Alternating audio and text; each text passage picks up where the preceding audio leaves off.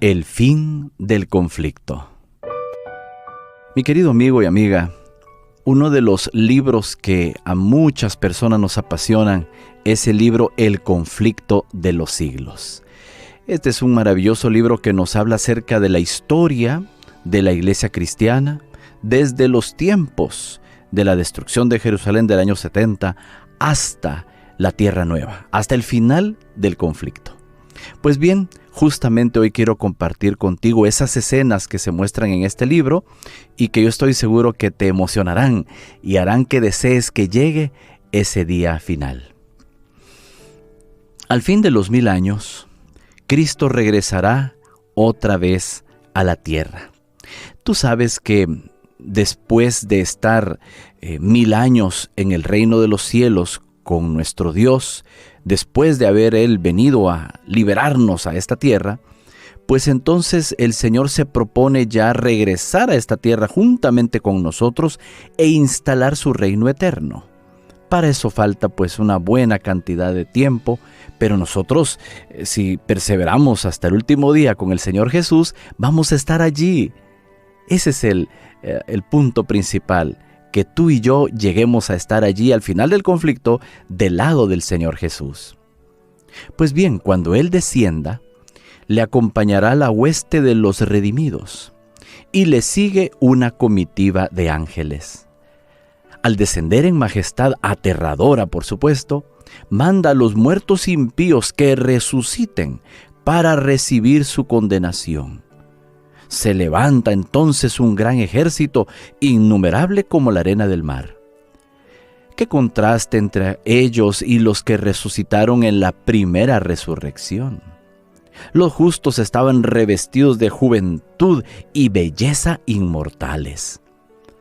Los impíos llevan las huellas de la enfermedad y la muerte.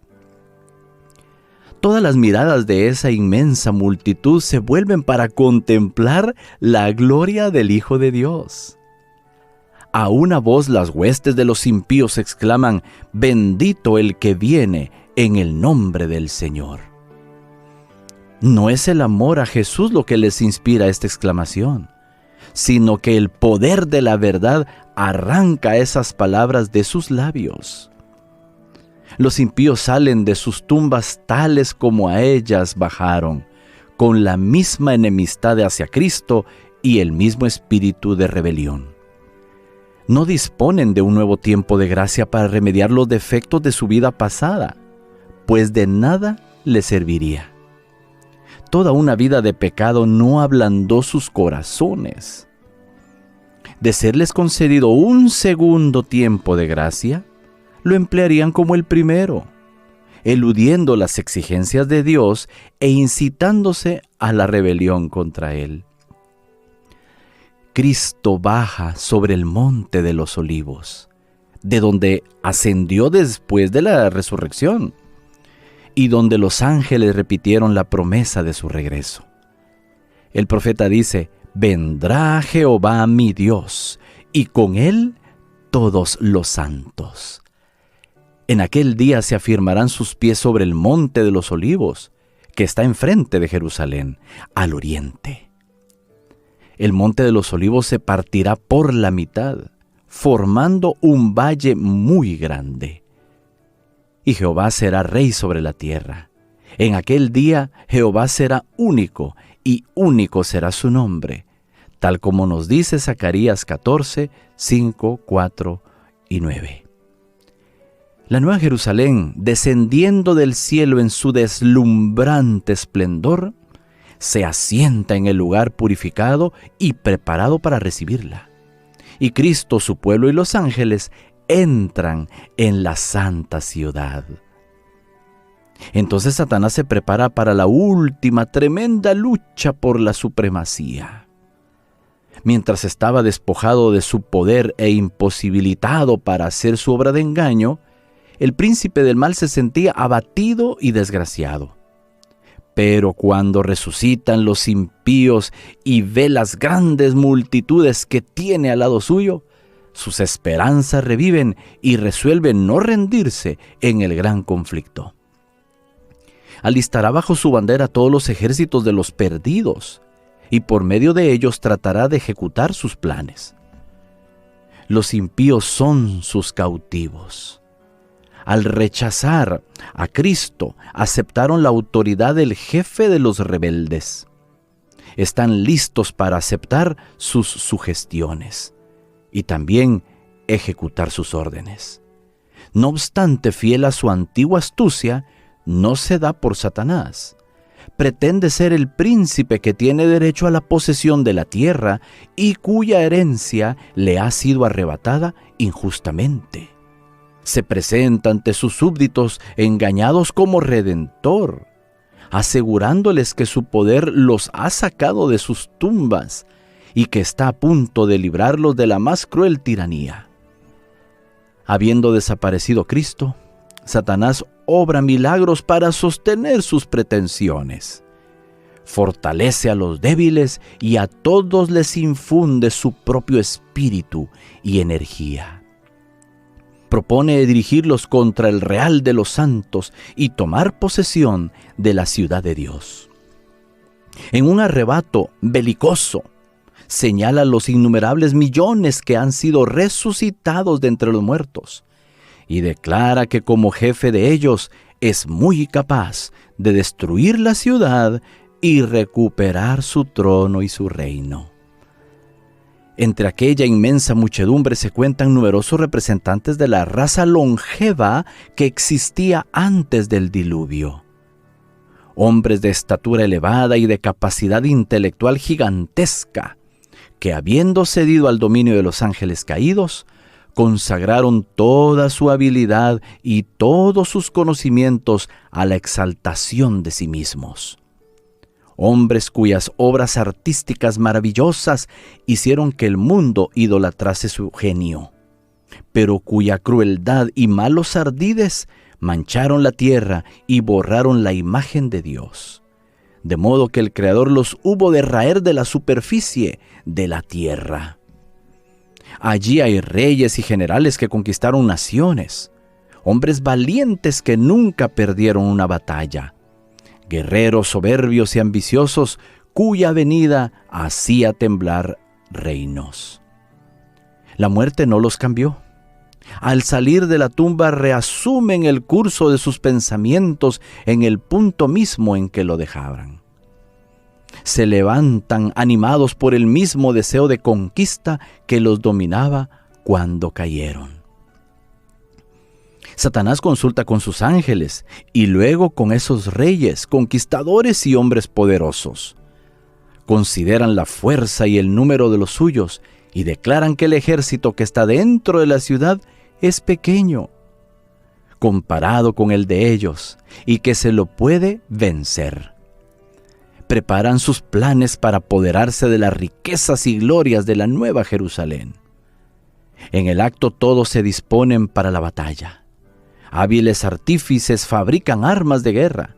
Renombrados caudillos organizan en compañías y divisiones las muchedumbres de guerreros.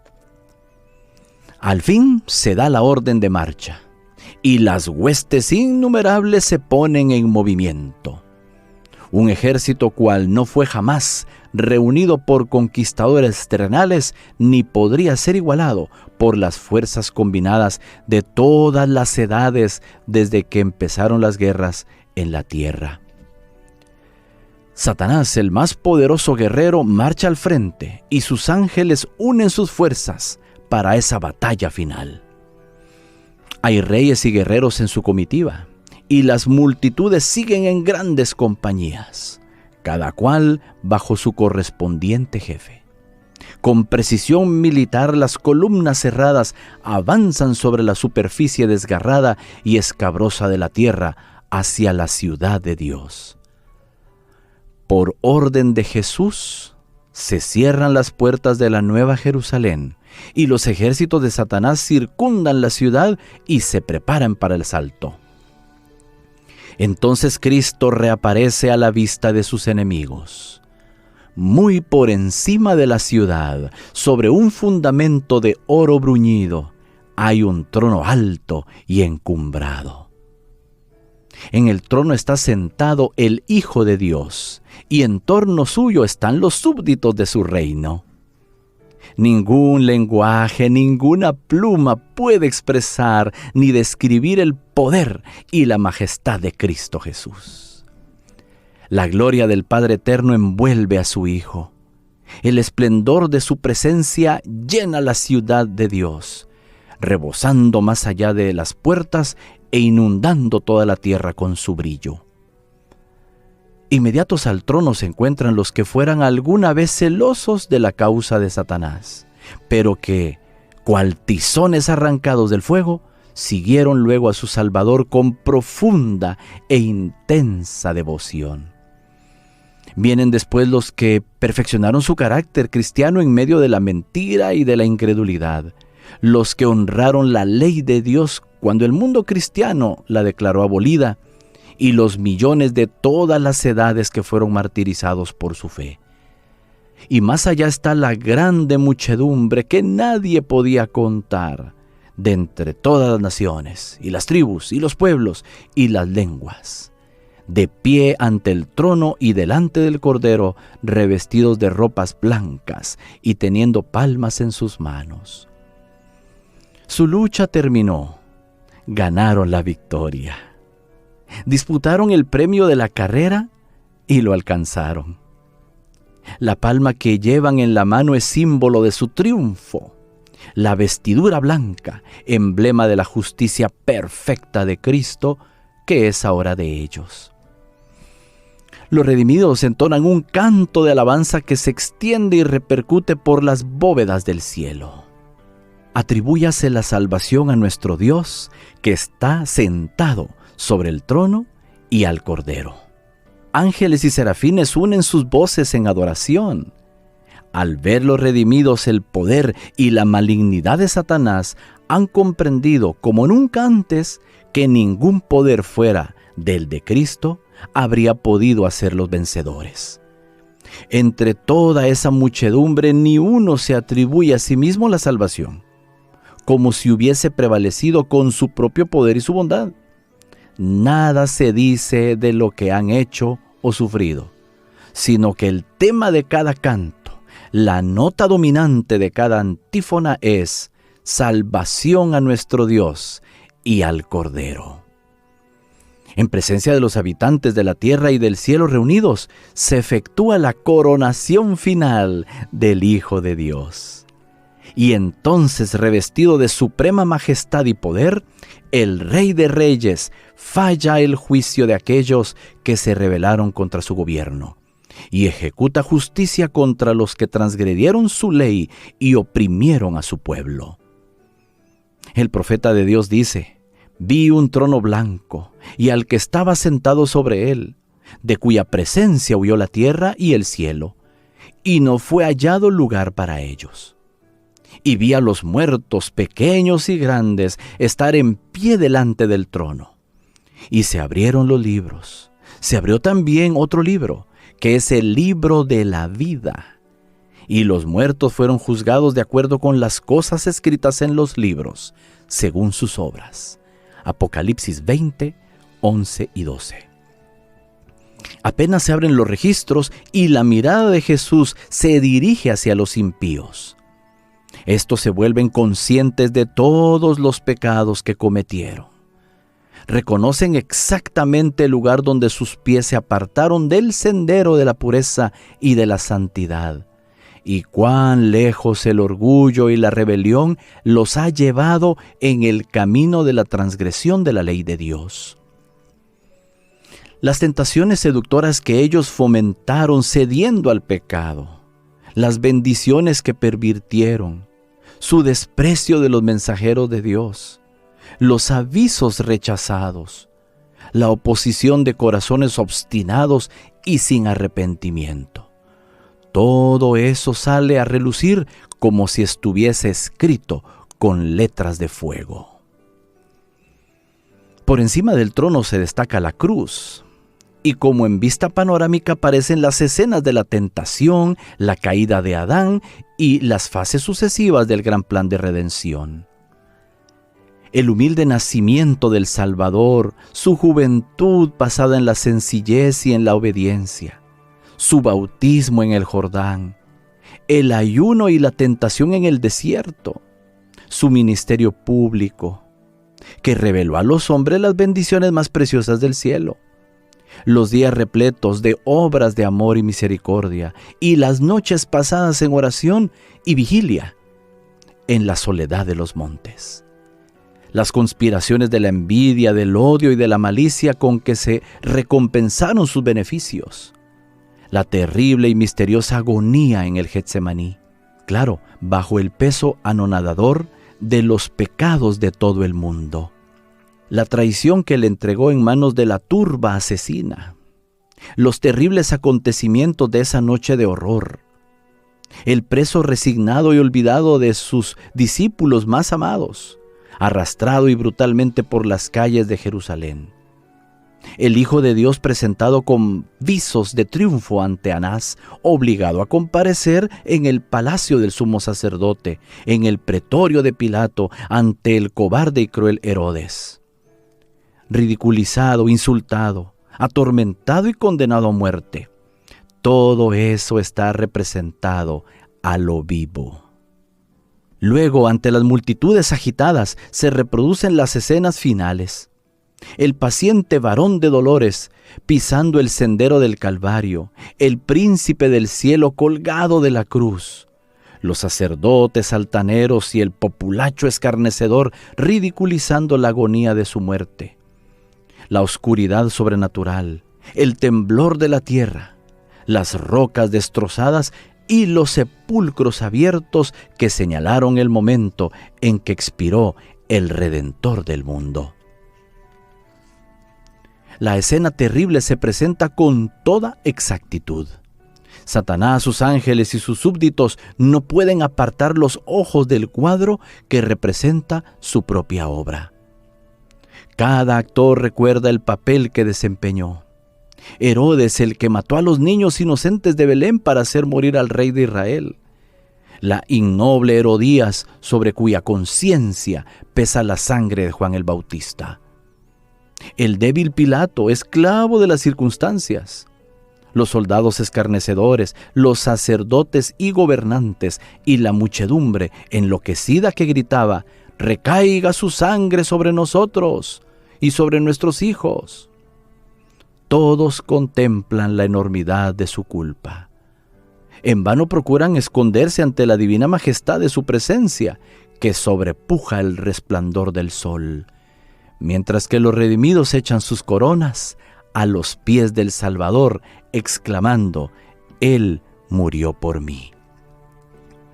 Entre la multitud de los rescatados están los apóstoles de Cristo, el heroico Pablo, el ardiente Pedro, el amado y amoroso Juan y sus hermanos de corazón leal, y con ellos la inmensa hueste de los mártires.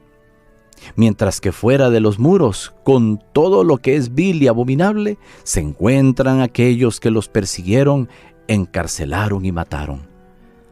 Allí está Nerón, monstruo de crueldad y de vicios, y puede ver la alegría y el triunfo de aquellos a quienes torturó, y cuya dolorosa angustia le proporcionara deleite satánico. Su madre está allí para ser testigo de los resultados de su propia obra, para ver cómo los malos rasgos de carácter transmitidos a su hijo y las pasiones fomentadas y desarrolladas por la influencia y el ejemplo de ella produjeron crímenes que horrorizaron al mundo. Allí hay sacerdotes y prelados que dijeron ser los embajadores de Cristo y que no obstante emplearon instrumentos de suplicio, calabozos y hogueras para dominar las conciencias de su pueblo. Allí están orgullosos pontífices que se ensalzaron por encima de Dios y que pretendieron alterar la ley del Altísimo. Aquellos así llamados padres de la Iglesia tienen que rendir a Dios una cuenta de la que bien quisieran librarse. Demasiado tarde ven que el Omnisciente es celoso de su ley y que no tendrá por inocente al culpable de violarla. Comprenden entonces que Cristo identifica sus intereses con los de su pueblo perseguido y sienten la fuerza de sus propias palabras. En cuanto lo hicisteis a uno de los más pequeños de estos, mis hermanos, a mí lo hicisteis. Mateo 25, 40. Mi querido amigo y amiga, aquí no termina la descripción. Esta continúa y la vamos a continuar la próxima semana, si Dios nos lo permite. Qué apasionante descripción, qué claro, qué directo, cómo nos pone a pensar en cuanto a la decisión que hay que tomar. Necesitamos estar del lado de Cristo Jesús, del lado de los que vamos a estar dentro de los muros, no fuera de ellos. Yo te invito a que allí donde estás, eleves una plegaria al Señor y dile: Señor, yo quiero entregarme a ti. Yo quiero estar dentro de los muros de la santa ciudad. Espero que así sea. Gracias por tu atención. Que el Señor te bendiga.